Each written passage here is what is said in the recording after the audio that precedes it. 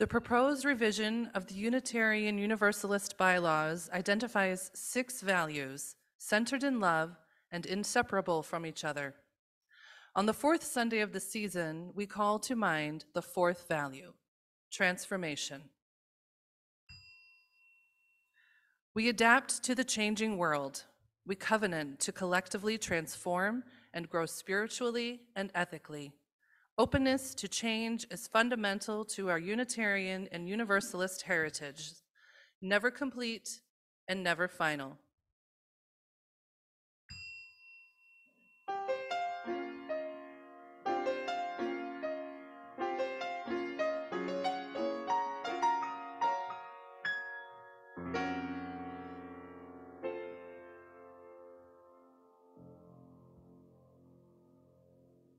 Good morning. I'm Elizabeth Williams, and my pronouns are she, her, and hers, your celebrant associate this morning. And I'm the Reverend Meredith Garmon, minister to this congregation. Welcome to First Unitarian Church of Des Moines. Our church is located on land that has been home to various peoples in the last 12,000 years, including at the beginning of the European encroachment, the Iowa, Sauk, and Meskwaki. These lands were also home to the direwolf, now extinct.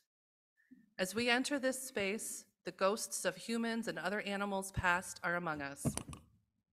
Let us recommit to understanding the history of the land it occupies and to owning our part in the work of education, reparation, and healing for humans and other species. We covenant to associate ourselves together for the study and practice of morality and religion as interpreted by the growing thought and noblest lives of our humanity, hoping thereby to prove helpful to one another and to promote truth, righteousness, and love in the world. This bond of union is reiterated in our mission to grow ethically and spiritually, serve justly, and love radically. It's a blessing you were born. It matters what you do. Your experience of the divine is true, and you don't have to go it alone. Today is the 4th Sunday of autumn. The hunter's moon was new yesterday, occasioning an annular solar eclipse visible in the U.S. along a path through Oregon, Nevada, Utah, New Mexico, and Southwest Texas. Today is the beginning of Navaratri, a 9-day festival in the Hindu faith that celebrates the goddess Durga. Tomorrow and Tuesday are holy days in the Baha'i faith, honoring the birthdays of co-founders Bab and Baha'u'llah. A special welcome to our visitors. If you're here with children, do feel free to keep them seated with you or take advantage of our wee worship space in the back of the auditorium where you and your child may play with toys and books. Please do silence cell phones during the service, and if you're joining us via Zoom, please make sure your mics are muted throughout the service. Our connection circles are small groups that gather to explore themes and build relationship. It's a key way that we live out our mission to grow ethically and spiritually. If you're not in one, we urge you to sign up and become part of a group. There's a QR code on your order of service. We begin with the lighting of our chalice. Please say with me our unison chalice lighting words from Cynthia Landrum. Flame of our faith, call us into the community of love and justice this morning and every morning. Our opening hymn is number 359, When We Are Gathered. Please rise as you are willing and able.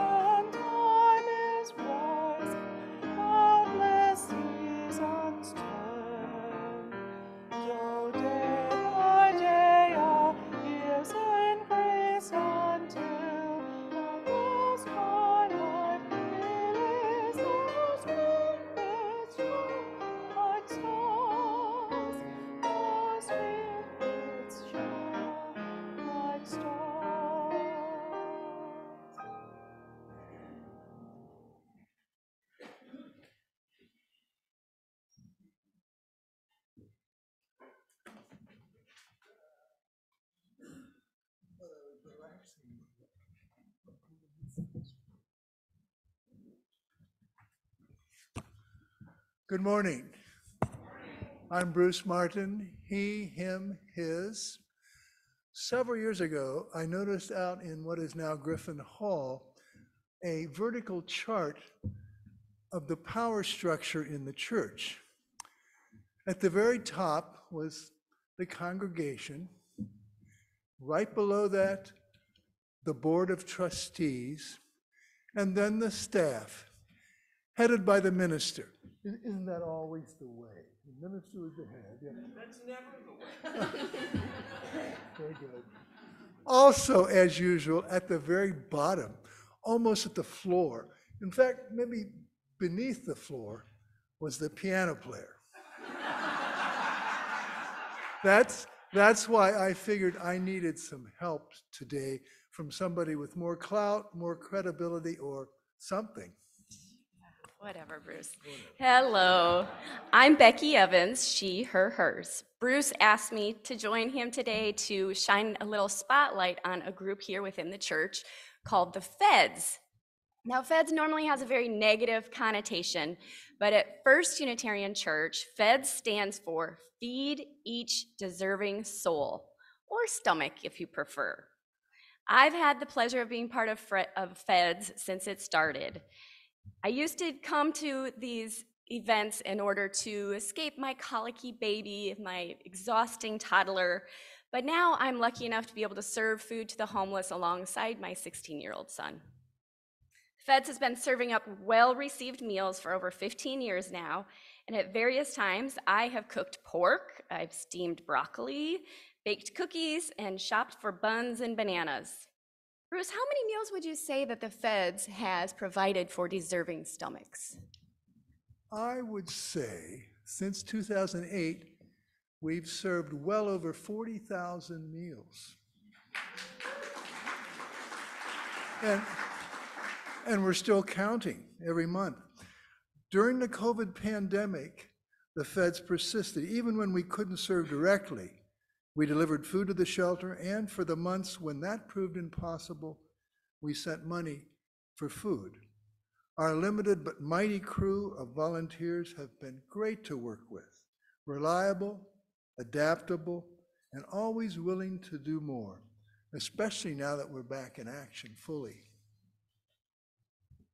Wow, 40,000 meals. That is pretty impressive. You know, it feels good to be part of the Feds. It's great knowing our church is helping feed homeless people.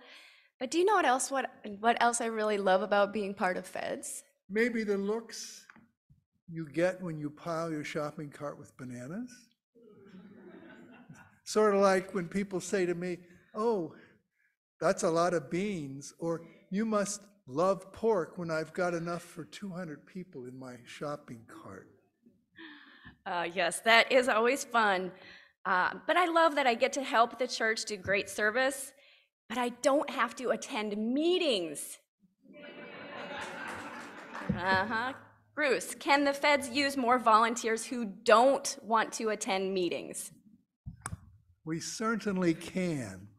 More volunteers means less work for me. Several people, like Becky, who volunteered from the beginning, still do. And I've noticed that most everyone who signs on with us sticks with it for a long time. It's a chance to meet Unitarians you may not know and to visit with some you do know, all while working toward a shared process or purpose. The invitation to join us goes out twice a year, every 6 months, and the next one is coming up at the middle of November, next month. To make sure you're invited, I'll need your email. Well, thank you, Bruce, for your leadership from the beginning. Now, everyone here knows that you do more for the church than just plunk away at that piano. And thank you, Becky, for continuing to help now that your exhausted toddler is in college. Wow. Anyone interested in the Feds, and I hope there are many of you, I'll be out in the gathering area after church to answer your questions and hopefully to welcome you to the Feds. Thanks a lot.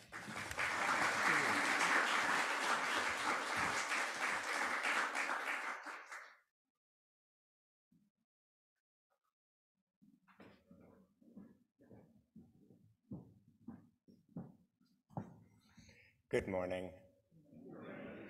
My name is Birch Spick. My pronouns are they, them, and theirs, and I'm your Faith Formation and Congregational Life Coordinator. After our time for all ages this morning, we invite every kindergarten through 4th grade child here to join us in the classroom downstairs. There will be a program for 5th through 8th graders starting at 10:45 after service. And for anyone with high schoolers in their family, our youth group meets tonight at 6 p.m.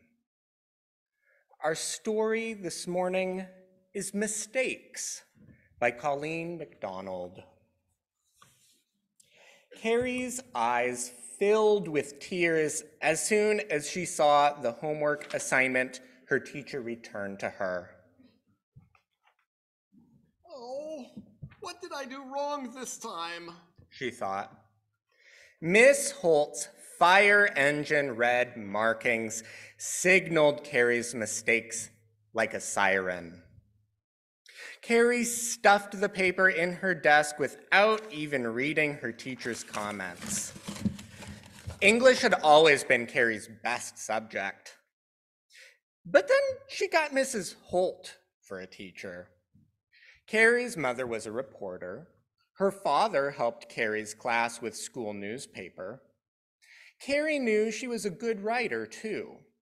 She remembered the story she'd written in 2nd grade for the fall open house. Perfect, Miss Davidson had announced, handing the paper back to Carrie without a mark on it. Carrie was the only one in class who didn't have to copy her story over to correct misspelled words. All last year, Carrie's classmates had begged her to read her stories aloud. And in August, her letter to the editor, complaining about the trash on Beager's Beach, had been published in the local newspaper. But whenever she picked up her pen in Miss Holt's class, she felt like a little kid who didn't even know her ABCs. Miss Holt is the worst teacher I've ever had, Carrie complained to her father that evening. Worse than the one who brought liver and onions instead of treats to class parties? Oh, Dad, I've never had a teacher who did that. Of course not, her father said, smiling. And I've always thought your teachers were excellent. But what about this Miss Holt? What, does she let students get away with too much? Hardly, replied Carrie. She's great at that look that reminds you she's the one in charge. Well, does she know her stuff? She acts like she knows everything. Carrie sighed. She's always using big words, like when Tony said he wasn't ready to give his report, Miss Holt asked him if he'd been procrastinating. I had to get my dictionary out to understand what she's saying. Sounds to me like she's a good teacher, said Carrie's dad. But she's always criticizing me, Carrie protested. Last year, Mr. Edwards used to write things like excellent and very creative on my papers, but when I get an assignment back from Miss Holt, I find comments like watch your commas and avoid run-on sentences. What did she think of the story that you wrote about the time Grandpa accidentally made a tuna sandwich out of cat food? Asked Dad. Not much. She handed it back to me today, covered with red marks. I didn't even read the comments. Don't be discouraged, said Carrie's father. Whatever your teacher may think, I know that you're a good writer. Carrie grinned. And don't be too quick to judge Miss Holt, he continued. When you go back to school tomorrow, take a good look at what she had to say about that paper. Maybe there's something there that will make you feel better. Carrie took the assignment out of her desk as soon as she got to class the next morning. Watch your exclamation points, Miss Holt had written on one side of the paper. Oh, brother, thought Carrie. Carrie saw another comment that started out poor and ended with mistake, but she couldn't read the rest of her teacher's scribble. At least Miss Holt didn't have good handwriting. Then Carrie noticed something that made her mouth drop open. Carrie had written banana, and Miss Holt had added a second N to make it banana. B-A-N-A. Oh, that too. B-A-N-A-N-A. It was spelled right the first time, Carrie said. Just to make sure, she looked up the word in the dictionary. There it was, B-A-N-A-N-A.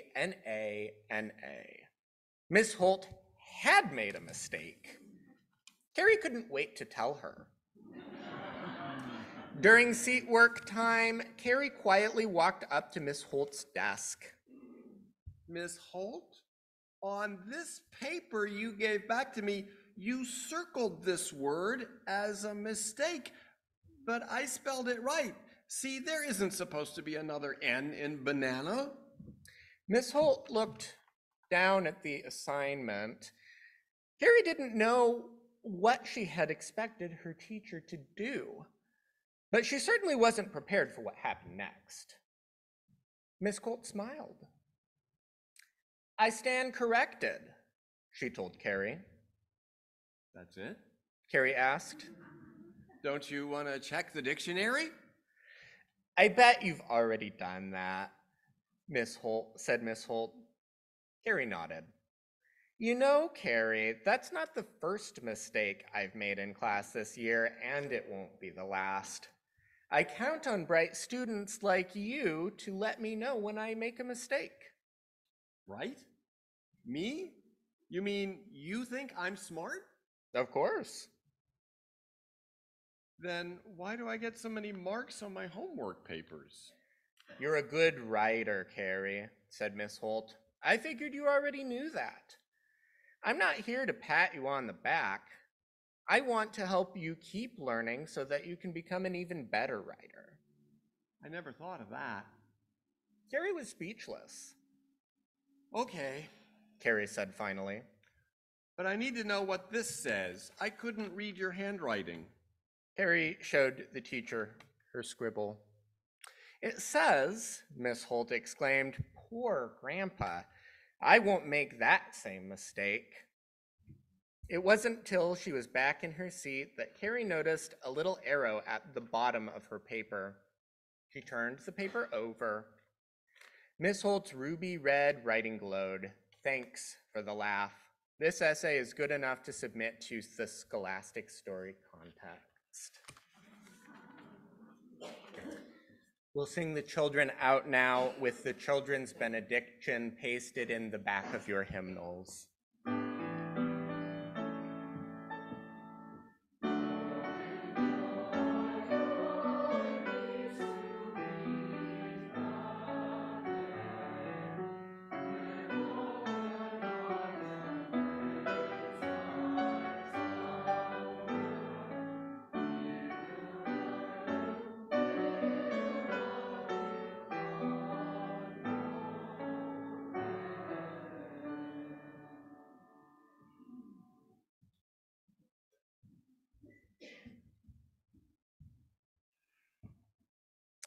In a moment, our choir will sing a choral arrangement of a Langston Hughes poem, To You.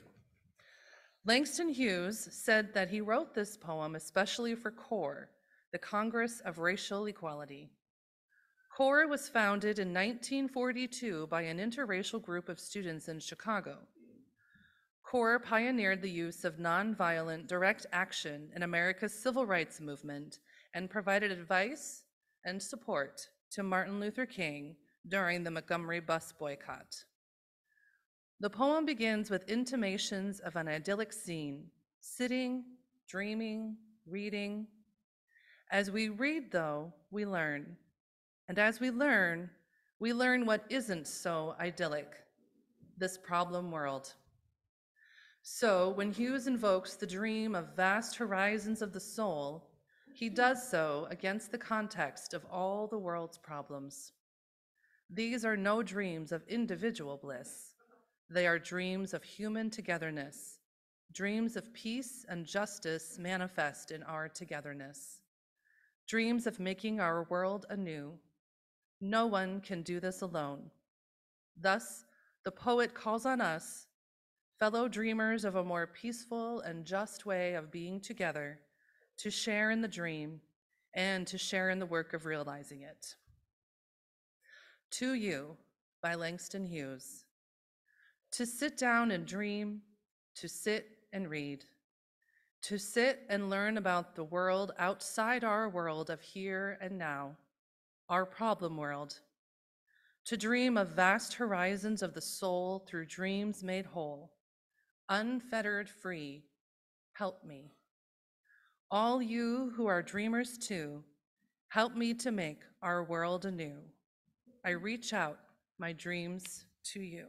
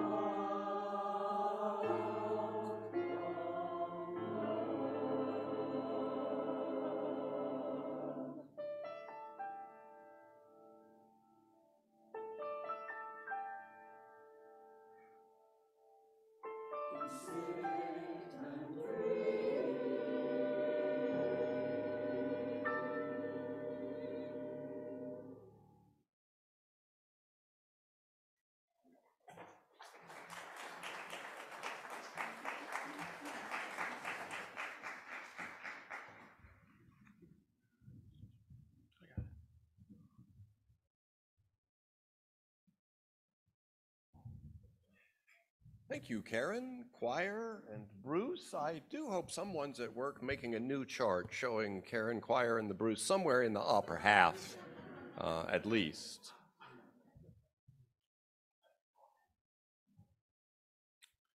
Join me, please, in a moment of meditation, reflection, or prayer.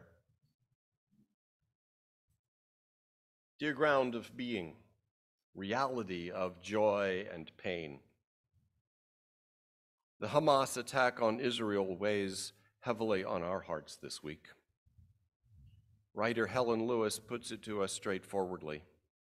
Can you condemn the slaughter of civilians in massacres that now appear to have been calculatedly sadistic and outrageous, without equivocation or whataboutism? Can you lay down for a moment your legitimate criticisms of Benjamin Netanyahu's government, West Bank settlements, the conditions in Gaza, and express horror at the mass murder of civilians? Yes, Miss Lewis, we can. We do. We grieve the losses. Hamas militants killed more than 1,300 people in the attack on Israel, and we grieve. Israel's retaliatory bombing campaign has killed more than 2,200 in Gaza, and we grieve. Where is the path toward peace? The hatred on each side fosters violence, which intensifies the mutual hatred. How can this cycle be broken? And what is ours to do beyond grieving? War is also destroying life and property in Ukraine, and we know that violence still ravages our world in smaller ways that don't make the news. We are increasingly aware of the damages we've inflicted on this fragile planet we call home. Much of the southern hemisphere is sweltering under extreme heat as winter there has just ended. They face threat of unprecedented wildfires, drought, devastation in the months to come. May we live in a balanced relationship with the world around us, caring for the plants and animals whose lives are woven together with ours in this beautiful tapestry of our diversity and relationship. May we have eyes that see and ears that hear the plight of our neighbors near and far. May we reach out with love and presence to all who grieve. The families of the 10 miners killed and many more injured in a gold mine collapse in Zimbabwe. Countless people suffering as more than 1,000 people have died from dengue in Bangladesh. And all those whose grief remains unknown to us. We know that many are working tirelessly to fight disease, to discover new knowledge, to teach others the knowledge and skills to empower them, to give care, to cultivate peace, to advocate for fairness, to strengthen the institutions of justice. May we be among them. May we be a people who delight in what is good, who confront what is cruel, and heal what is broken. We hold especially in our hearts those of our church community. Jim?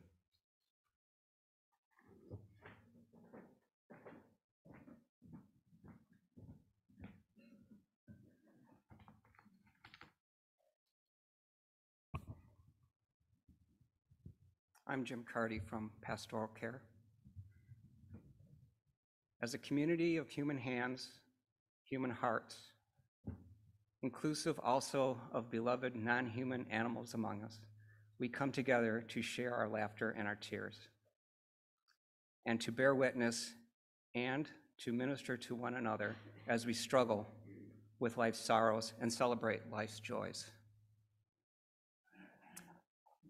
Eileen Bowerman reported Monday that Ron Bowerman has a major heart blockage and has had 2 stints put in last week. I'm not certain if cards or calls are okay, but I'll have a card anyway for Ron, just for fun, after the service.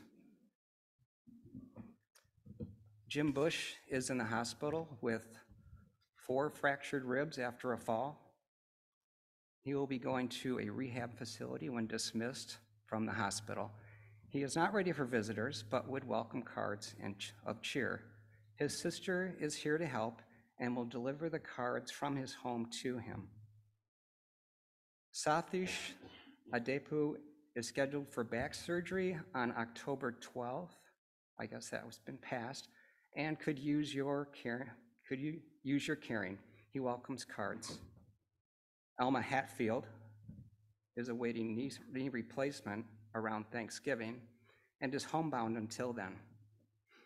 She has a fair amount of pain that seems to be most relieved by visitors. If you can't visit her, please give her a call of support.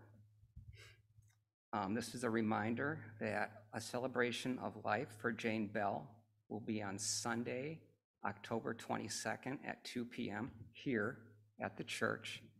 And there will be a celebration of life for Michael Lauer that will be held here on Saturday, November 11th at 1 p.m. This is a repeat from last week.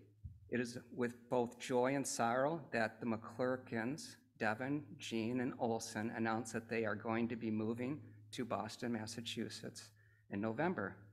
Jean has been offered a job at Fenway Health, a federally qualified health center focused on the LGBTQIA and BIPOC populations that lead to their behavioral health department. This move will bring them closer to Jean's family, but take them away from Devin's. So there will be a lot of visits back to Iowa. The McClurkins want to thank First Unitarian for welcoming them 7 years ago and for welcoming Olson 5 years ago. They have learned and grown from you and appreciate all you do. If you need contact information, speak with Laura Berardi or me or another member of the pastoral care team. Let us share together now the names of anyone we know who could use some special care and attention. You may call these names out loud or type it in the chat. As we share these names, may the love of this community hold them all.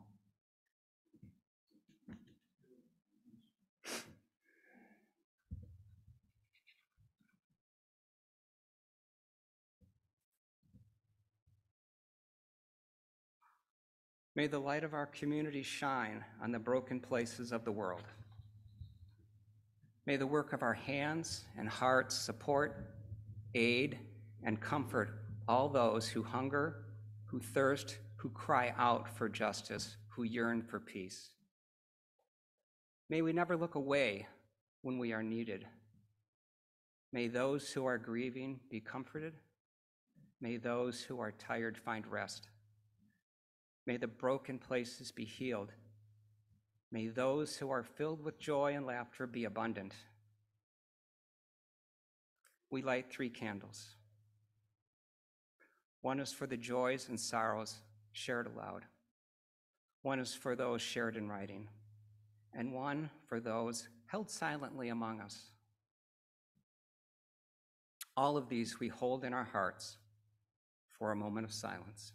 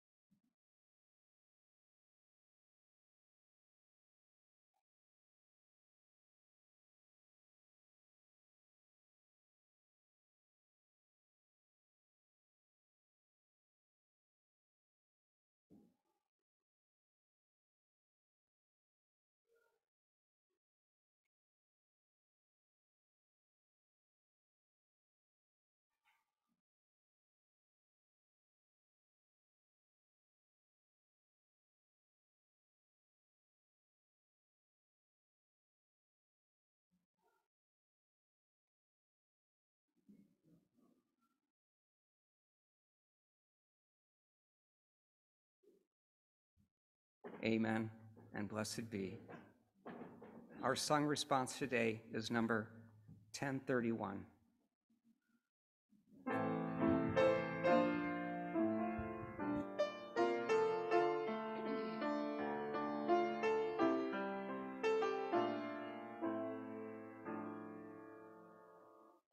May we be filled with loving kindness. May I be well. May I be filled with loving kindness. May I be well. May I be filled full of that is. May I be whole. May you be filled with loving kindness. May you be well. May you be well with loving kindness. May you be well. May you be full of nothing. May you be whole. May we be filled with loving kindness. May we be well. May we be filled with loving kindness. May we be well.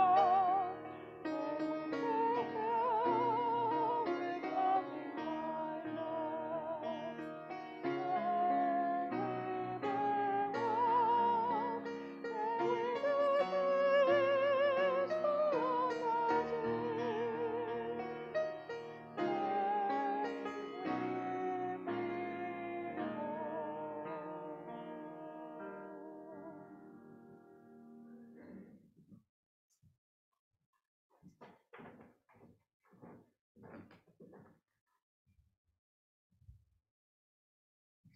Contributions to our Faith in Action partners by members and friends may be made by scanning the QR code on the back of your order of service. This year's partners are Free Store, which helps provide household items to families recovering from domestic violence and other trauma, and the Iowa Trans Mutual Aid Fund, which financially supports trans, non-binary, and gender-diverse Iowans as they access gender-affirming care. The church stands under no rule of bishops or denominational hierarchy. We make our own bylaws, elect our own board, hire our own staff, call our own minister, buy and own and maintain our own building and grounds. It is up to us alone to fund the maintenance of our home, the programs, the ministry through which we nurture our spirits and help heal our world. Thus, truly, the offering is indeed a sacrament of free congregations. The offering will now be given and received in grateful appreciation of our shared hopes and values.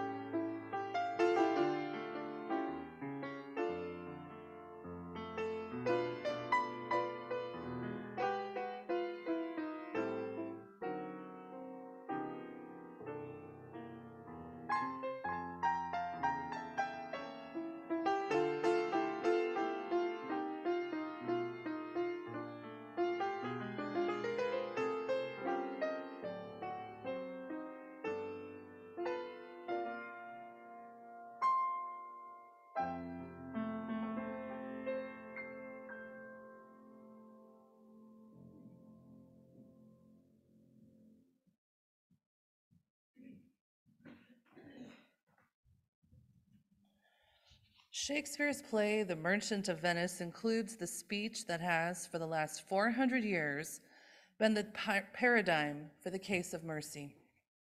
Antonio has borrowed money from Shylock under the somewhat unusual terms that if the loan is not repaid in 3 months, Shylock may cut from Antonio a pound of flesh closest to the heart.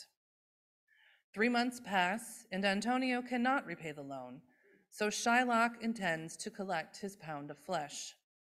Portia, however, pleads for mercy, delivering this speech. The quality of mercy is not strained. It droppeth as the gentle rain from heaven upon the place beneath.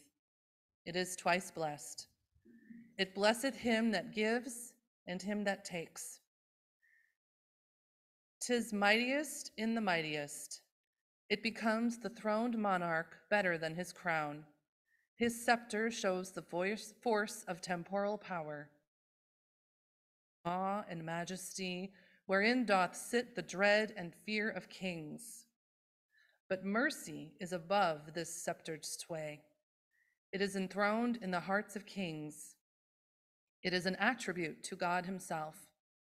And earthly power doth then show likest gods when mercy seasons justice.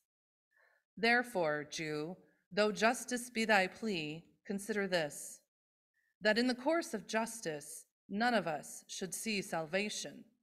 We do pray for mercy, and that same prayer doth teach us all to render the deeds of mercy. I have spoke thus much to mitigate the justice of thy plea, which if thou follow, this strict court of Venice must needs give sentence against the merchant there.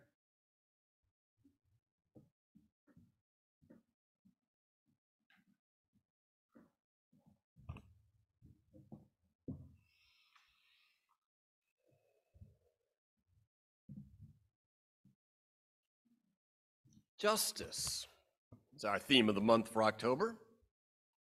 So what is it? What is justice? We are a hodgepodge of concepts bouncing off each other in patterns that grow into habits of thought.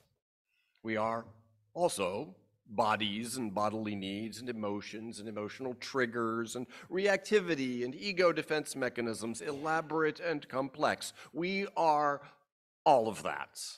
But if your body is, for a moment, reasonably well taken care of, if it's fed and rested, reasonably healthy and pain-free, and if conditions are such as to be conducive to being calm and reflective, not consumed by any particular desire, safe, without threats to your well-being or reputation, then what's left of you is a hodgepodge of concepts bouncing off each other in patterns that have formed into habits of thought.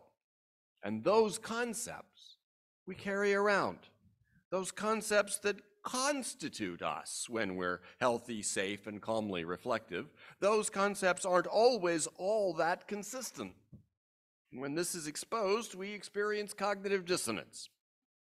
Still, we might spend a lifetime happily bouncing around among our concepts along greased grooves, oblivious to tensions between them, unless some moral dilemma arises. We might not notice, for instance, that mercy is unjust. I'll make an argument today for the way I think about justice and mercy. My aim, of course, as ever, is not to convince you to agree with me, but to merely give you some fodder for what arguments you might make arranging the concepts that you're bouncing out around among. Mercy seems so benevolent, so kind. Justice seems like a good thing too. Could two things be at odds with each other and both be good? These concepts we carry around that make up our thought patterns become a part of us, bringing with them a history. And those associations are still with them. Justice, going back to classical times, has to do with people getting what they are due. On the one hand, you're a just person if you give to others what they are due, and on the other hand, you have a basis to ask for justice from others if you don't believe you're getting what you are due. So how do we determine what is due? There's been a lot of variability in that throughout history and from culture to culture, and even from one individual to another within the same time and culture, or for that matter, within the same individual from one day to the next. The guideline we have, also going back to classical times, is treat like cases alike. Nothing can happen among people that doesn't have some similarities to something previous that happened. If you can describe an incident with words, those words have meaning because of prior experience with them. And those meanings come with feelings, however vague, and the feelings are either good or bad, however slightly. And that is the ground from which our moral reasoning begins and our moral attitudes take shape. We look for the principles that were followed in other cases and then try to apply those principles to the case at hand. Treat like cases alike. In fact, this basic principle of fairness is common to humans throughout all cultures and times. We find this sense of fairness not only in Homo sapiens, but in hominids, which includes humans, chimpanzees, bonobos, gorillas, and orangutans. And not only hominids, but simians, which includes all of the above, plus gibbons and monkeys. It's good to know our place in the family of things. Simians have been around 60 million years, while this particular simian, Homo sapiens, has been on this planet less than 300,000. In one study, 2 capuchin monkeys were in adjacent plexiglass containers. They could see each other. They'd been trained to perform a simple task for which they get a bit of food as a reward. They reach through a hole, hand the human a rock. That's the task. And the human will take the rock and hand them back a bit of food. At first, the food is a piece of cucumber. Cucumber is okay. The monkeys will take the cucumber and eat it. Monkeys will keep performing the task and happily enjoying their cucumber 30 or 40 more times. It's hard to get full on cucumber. But remember, the monkeys can see each other. If after a couple of rounds of doing the task, getting cucumber, monkey A sees monkey B get a grape in exchange for performing the task, monkey A notices. Monkey A apparently is thinking, great, we're getting grapes now. For a capuchin monkey, a bit of cucumber is okay, but a grape is mwah. So if monkey A hands the human a rock and gets back only another bit of cucumber, there's going to be some protest about that. They don't speak English, but it's clear what the content of the protest is. That's not fair. He got a grape. Where's my grape? The slighted monkey will become agitated and howl. You can watch this on YouTube when you get home. Go to YouTube, type in monkey grape cucumber. And you'll see that the monkey takes that bit of cucumber and throws it back at the human. The cucumber, which a minute before had been perfectly acceptable, is now despised. Similar experiments have been tried with dogs and some bird species, and they found similar results. Treat like cases alike. It's a very deep principle. If I do the same task as someone else and there's payment for it, I want the same payment. The need to be treated fairly is a deep need, going beyond even our species. We can calmly accept deprivation if others are too. So, justice. Giving people what they are due and treating like cases alike. What is due might be a better shake. When we talk about justice to racial groups or women or to workers or to the poor, we're talking about treating them better. But what is due might be punishment. If someone's done wrong, we want them punished. I've noticed some shift in recent years toward avoiding the word punishment a little more. When people object to police abuse, for instance, they rarely say abusive officers should be punished. The preferred language seems to be abusive officers should be held accountable.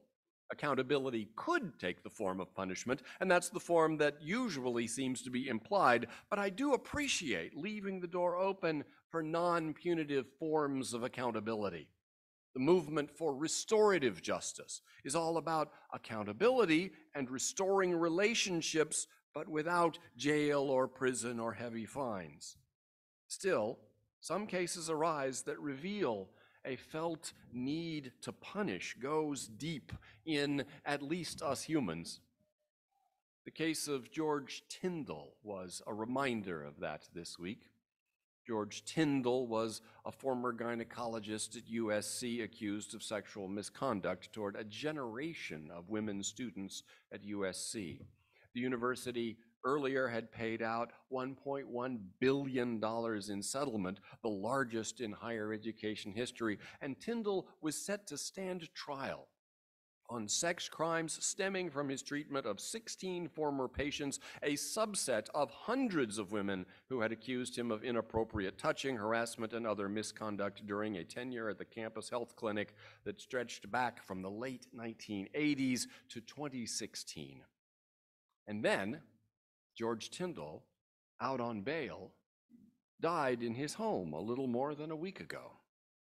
This was profoundly unsatisfying for some of his victims. Many of his accusers felt that his death allowed him to avoid justice. They didn't want Tyndall dead, they wanted him punished.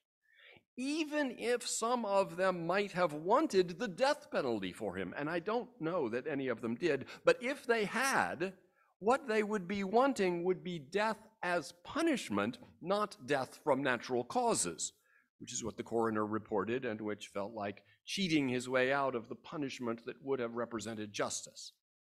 The felt need for punishment runs deep. And what makes punishment punishment and not simply a mishap or natural causes is that it's deliberately inflicted by the agents of social order for the sake of social order. In the family, those agents are the parents who might punish a child for the sake of family, social order, and mores. In the state, those agents are called our justice system. In practice, of course, our penal system today does more damage to social order than it does good, but the ideal that wrongdoing should be punished, that is, that the perpetrator should endure unpleasant consequences inflicted by some authority, either human or divine, seen as overseeing our collective well-being, that idea is deeply a part of us.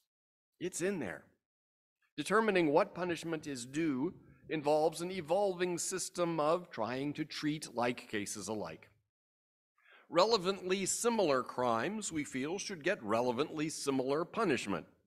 Of course, there's slippage around the notion of relevantly similar. If two men in separate incidents have each stolen a loaf of bread, and one of them is starving and trying to feed a family that is starving, while the other is reasonably well fed and had the money to buy the bread and just didn't want to spend it, many of us would call that a morally relevant difference. Javert, in Victor Hugo's Les Miserables, didn't think it was a morally relevant difference, and he pursues Jean Valjean accordingly. So that's a sketch of some of the ways our concept of justice bounces around in our thought patterns. What then about mercy? Do we say that Jean Valjean should get mercy even though he did steal the bread? Or do we say, forget mercy, our principles of justice themselves should be adjusted? To that question, I will turn after our interlude.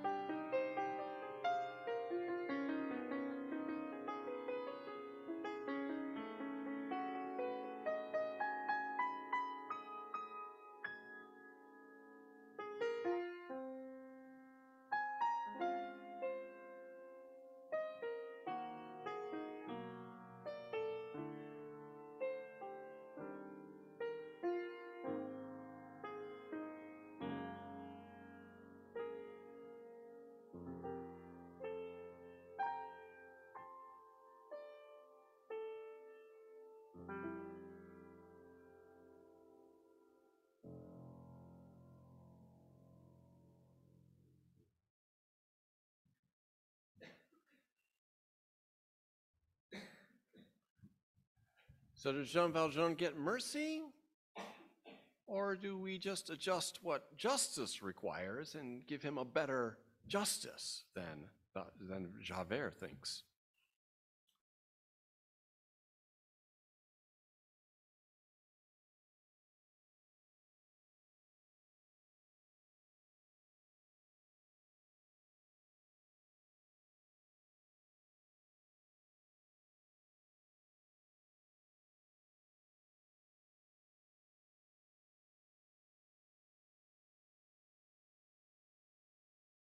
Not repaid, Shylock claims his pound of flesh, and Portia then tells Shylock he must be merciful. Shylock retorts, "On what condition must I be that?" And Portia famously replies, "The quality is not strained. That is, it's not constrained, compelled. There is no compulsion to make you merciful. It droppeth as the gentle rain from heaven upon the place beneath. It is twice blessed. It blesseth him that gives and him that takes." Mercy can't be compelled. If it's compelled, it isn't mercy. Shylock asks, "What compulsion must I be merciful?" The answer is there's no compulsion. It's not about compulsion. Justice is about compulsion. There are principles of fairness that rightfully constrain our behavior. But mercy isn't that way. Mercy just happens, like gentle rain falling on the ground. And when it does, it blesses both giver and receiver. So mercy is what we call it when we're spared from what we deserve. A few lines later, Portia makes the point, "In the course of justice, none of us should see salvation." Wait, what? None? If justice is understood as that which strictly adheres to condemns us,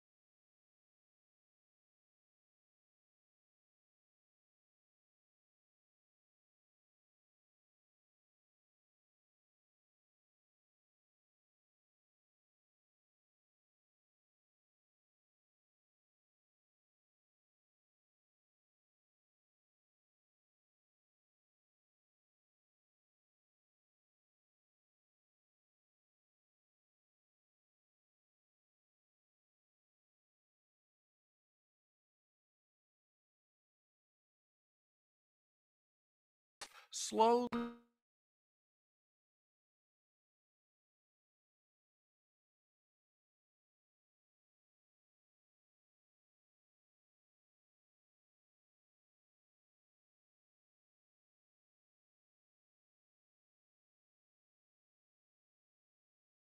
uprootedness from healthy community as of care and respect and meaning and opportunity. We stand as ever in need of justice, but not justice in the course of which none of us should see salvation, but justice as the construction of fairness in the face of the oppressions that undermine community. Justice as healing the wounds of separation. Justice as the restoration of belonging. If we have real justice in this way, then we could do without mercy. Mercy, like justice, has historically had a variety of meanings. Sometimes mercy is used to mean compassion and kindness, and we can certainly always use that. Our hearts long for compassion, kindness, caring, to give it and to receive it. But mercy, taken as a decision to deviate from the requirements of justice, perhaps we could do without. Justice is principled. It follows principles. If there are rules governing the case at hand, justice follows the rules, and if there are no clear rules, justice weighs the principles. Mercy, however, flouts all rules and principles. It is necessarily unprincipled. Principles define justice, and mercy is deviation from justice and its principles. We might indeed think that our principles of justice need to be more compassionate, less draconian, but as long as they're principles, that is, they apply to all like cases, then they are matters of deciding what justice is, not matters of deciding when to forego justice for the sake of something called mercy. If a judge is merciful to one convicted defendant but not to others, well, that's not fair. And if the judge is merciful to all of them, then that's not mercy, it's just a judge's rules of procedure. Too much mercy and there's no enforcement of justice at all. If contracts are never enforced, no one will enter into contracts, including, ultimately, the social contract, and society falls apart. If our children or we ourselves were always spared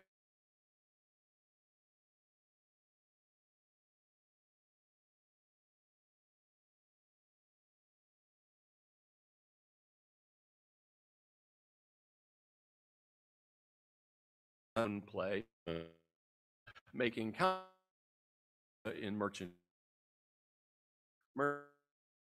capricious, suspicious of it. It is abstract. Caprice, privilege.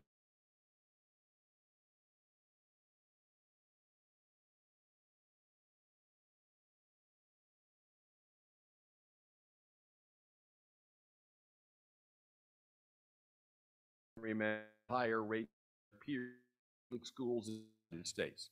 Students are 4 times likely to experience suspension than their white peers. Mercy is extended based on race. And as mercy provides the principles that would apply to everyone, what determines mercy is extended? When the principles which constitute justice are overthrown, what's left are implicit unspoken biases, including implicit racial biases. Now, before I conclude that we ought to just dispense with the very idea of mercy, that what we need is greater clarity on principles of justice, and we should then simply live by those principles, I want to acknowledge what I find to be a fairly compelling case for sometimes indeed tossing out rules and principles and reasons.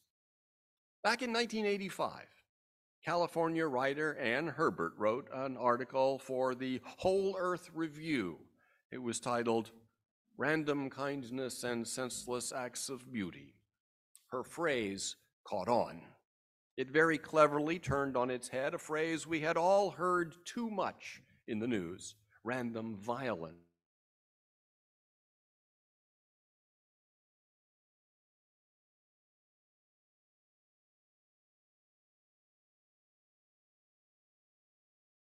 Original 1985 article. Anything you think would be more of, do randomly. Don't wait for will make it senselessly. All senseless acts of beauty.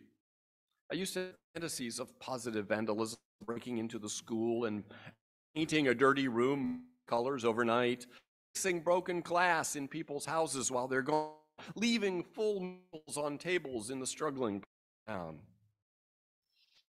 Oh, that really does sound lovely. And what makes that kind of random kindness different from mercy's capriciousness is that mercy is something bestowed by someone in a position of power, whether divine or human. School authorities deciding whether to send a student, the criminal court judge passing sentence upon the convicted, a soldier victorious in battle might not show mercy to the vanquished, a person of wealth who can resources that can make or another's livelihood choose to be merciful. Another way of saying mercy compelled and unconstrained is to say the option of mercy arises from being in a position of power in relation to someone else. And so that's the conclusion that I leave you with. Today, my argument is that compassion and kindness, caring and love are the greatest force and the highest achievements humanity can strive for. But if we get justice right, then we'll have no need for a concept of mercy that is in any way distinct from compassion and kindness.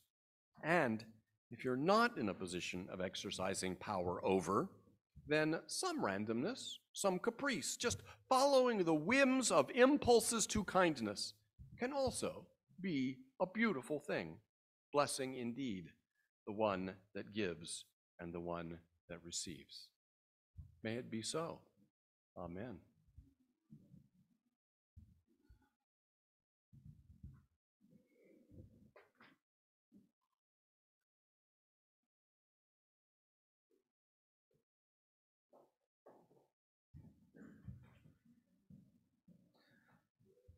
For our closing hymn, please rise as you are willing and able to sing number 1028, which is not what's in the program. Okay. Yes, 95. Fire of Commitment.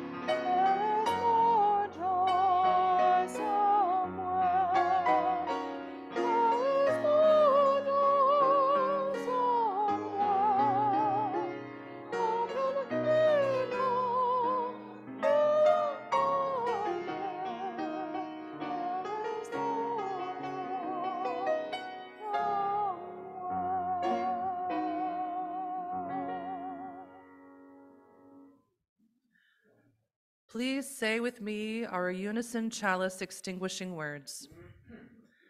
Mindful of our highest aspirations, bound by common faith and purpose, and yet beginning with ourselves as we are, let us take one more step together in our unending quest for dignity, justice, and love.